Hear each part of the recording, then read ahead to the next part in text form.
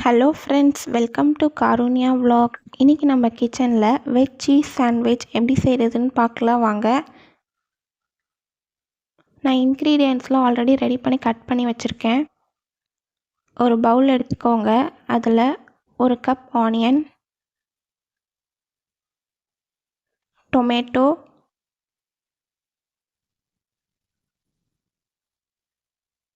Capsicum,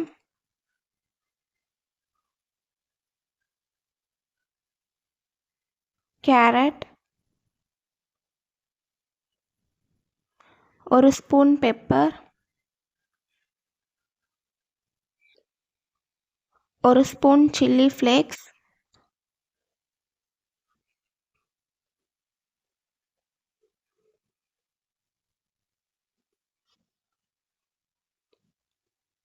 coriander leaves, salt தேவையான அளவு add பண்ணிக்கோங்க. மிக்ஸ்ட் ஹர்ப்ஸ் ஆட் பண்ணிக்கிறேன். சூப்பர் மார்க்கெட்லலாம் கிடைக்கும் இது. மிக்ஸ்ட் ஹர்ப்ஸ் இல்லைனா கூட பரவாயில்ல, ஆப்ஷனல் தான். மயோனஸ் ஆட் பண்ணிக்கலாம். ஆட் பண்ணி நல்லா மிக்ஸ் பண்ணிக்கோங்க. ட்ரையாக இருந்துச்சுன்னா இன்னும் கொஞ்சம் மயோனஸ் ஆட் பண்ணிக்கோங்க. அதுக்கு நிறையா ஆட் பண்ணிட்டீங்கன்னாலும் ரொம்ப லிக்விடாக ஆகிடும். இதுதான் ஸ்டஃபிங்கோட கரெக்டான கன்சிஸ்டன்சி.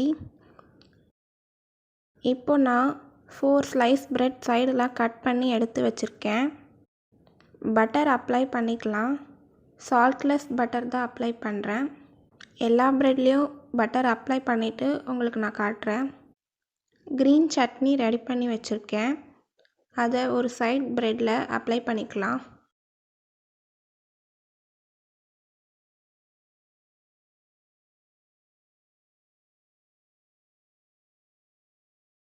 இன்னொரு சைட் ப்ரெட்டில் 1 ஸ்பூன் டொமேட்டோ சாஸ் அப்ளை பண்ணிக்கிறேன். இப்போ நம்ம ரெடி பண்ணி வச்சுருக்க ஸ்டஃபிங்கை ஆட் பண்ணிக்கலாம்.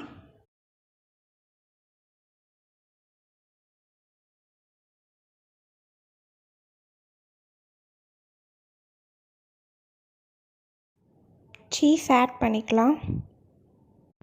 இப்போ நம்ம டோஸ்ட் பண்ணி எடுத்துக்கலாம்.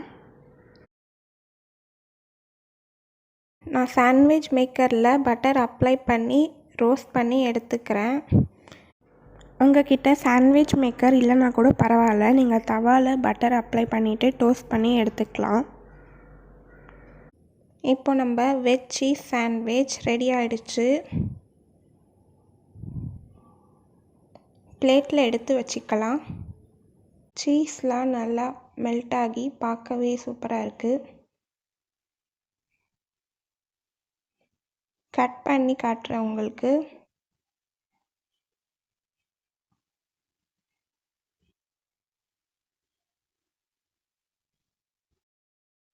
சீஸ் சாண்ட்விச் ரெடி ஆகிடுச்சு. நீங்களும் ட்ரை பண்ணி பாருங்கள். ட்ரை பண்ணி பார்த்துட்டு கமெண்ட் பண்ணுங்கள். உங்களுக்கு இந்த வீடியோ பிடிச்சிருந்துச்சுன்னா லைக் பண்ணுங்கள், ஷேர் பண்ணுங்கள், சப்ஸ்கிரைப் பண்ணுங்கள். பாய் பாய்.